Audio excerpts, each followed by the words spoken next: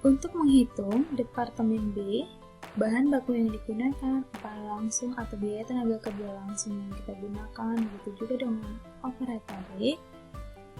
Pertama, kita lihat terlebih dahulu bahwa bahan baku yang digunakan di Departemen B untuk mengolah job number KK01, ini pemakaian bahan baku. Di Departemen B, kita lihat Departemen B untuk mengolah job number KK01, berarti kita lihat KK01-nya di sini, Departemen B-nya di sini. Berarti biaya pemakaian bahan baku untuk mengolah job number KK01 di Departemen B sebesar 5 juta. Kita tuliskan di sini 5 juta di kartu pesanan KK01. Sedangkan untuk upah langsung di Departemen B, kita lihat di soal bahwa biaya tenaga kerja langsung untuk mengolah job number KK01 di Departemen B sebesar 2 juta. Berarti kita tuliskan di Departemen B upah langsung atau biaya tenaga kerja langsungnya sebesar 2 juta. Untuk overhead pabrik, kita lihat di soal, untuk overhead pabrik di Departemen B, kita bebankan sebesar 80% dari biaya tenaga kerja langsung. Berarti, kita lihat bahwa tenaga kerja langsung untuk mengolah job number KK01 di Departemen B sebesar 2 juta. Sehingga biaya overhead pabrik yang dibebankan di Departemen B sebesar 80% dikali dengan 2 juta. Berarti 80% dikali 2 juta sama dengan 1.600.000. Kita tuliskan 1.600.000. Biaya produksi di Departemen A, baik bahan baku, upah langsung maupun overhead pabrik sudah kita ketahui. Dan di Departemen B, biaya produksi yang terdiri atas bahan baku, upah langsung, dan overhead pabrik juga sudah kita hitung. Sehingga, biaya produksi yang kita gunakan untuk mengolah biaya bahan baku, upah langsung, dan overhead pabrik yang kita gunakan untuk mengolah pesanan KK01, kita jumlahkan. Yuk. Di Departemen A, bahan baku yang kita gunakan sebesar 3.500.000. Sedangkan di Departemen B sebesar 5 juta.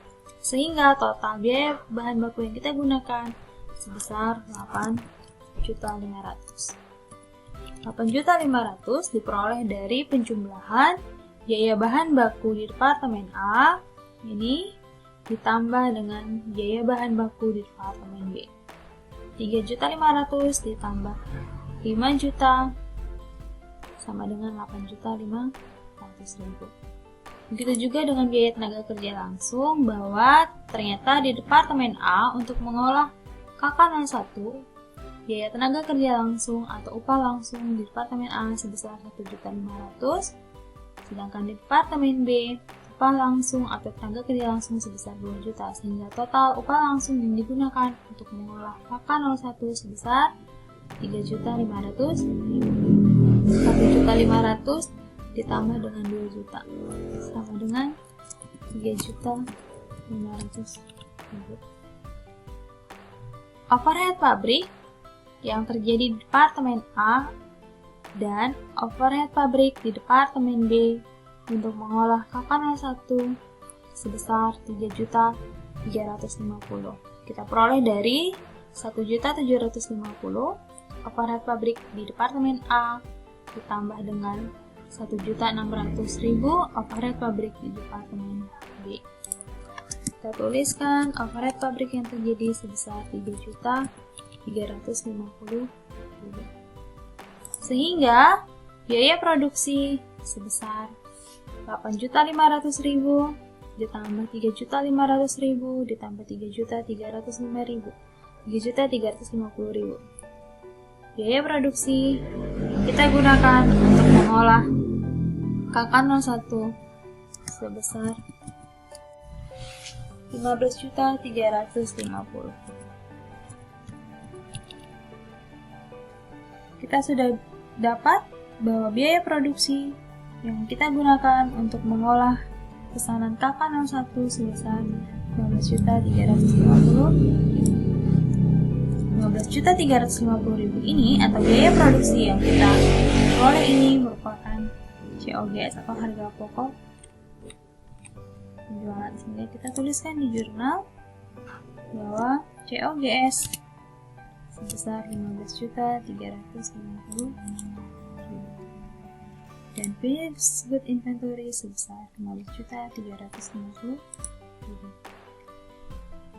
Di 7B, jurnal 7B, jurnal penerimaan pembayaran. Ketika barang telah selesai kita olah, kita serahkan kepada pelanggan. Pelanggan membayar secara cash. Kita catat cash sebesar harga jual, bahwa harga jualnya 25 juta dari 200 kursi kali 125.000 per kursi, berarti 25 juta. Laba kotor kita peroleh dengan mengurangkan harga jual atau sales dengan harga pokok penjualan. Harga pokok penjualan di sini sama dengan biaya produksi.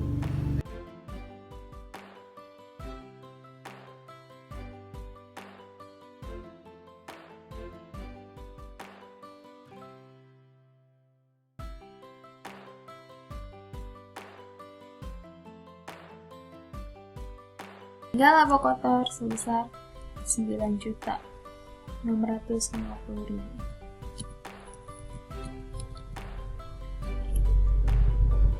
Sekarang kita mencari selisih biaya overhead.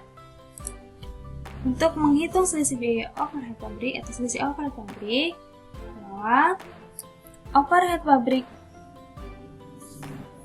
yang sebenarnya terjadi, kita lihat overhead pabrik yang sebenarnya terjadi